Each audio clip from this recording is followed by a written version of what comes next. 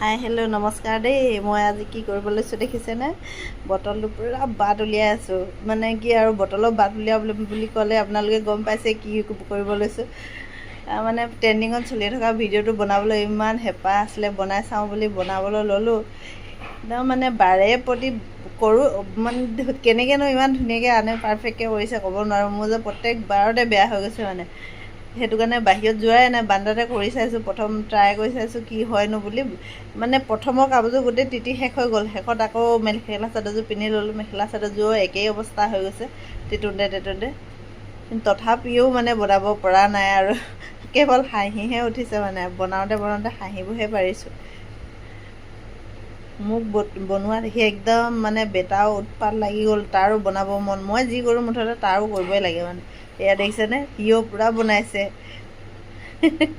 কিমান ঘূৰিছে, কিন্তু তাৰ যে আৰু